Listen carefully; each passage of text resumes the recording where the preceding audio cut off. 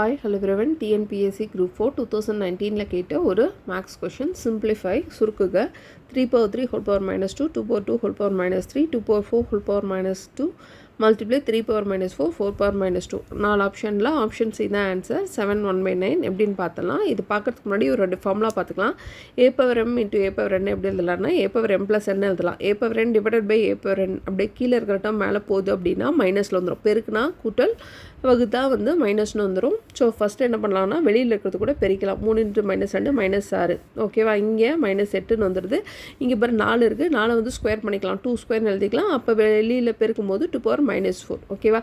So இப்போ பாருங்கள் இங்கேயே 2 டேர்ம் இருக்குது. -8 -4 இதை வந்து -12ன்னு எழுதிக்கலாம். நெக்ஸ்ட் ஸ்டெப்பில் கீழே இருக்கிற டேர்ம் எல்லாம் மேலே கொண்டு போயிடலாம். -12 மேலே போகும்போது +12 ஆயிரும். -4 மேலே போகும்போது +4ன்னு வந்துடும் ஓகேவா. ஸோ இப்போ பாருங்கள் இது ரெண்டுத்தையுமே கூட்டும் போது -6 + 4 -2ன்னு வந்துடும். நெக்ஸ்ட்டு பாருங்கள் இங்கே -6 + 12 ஓகேவா.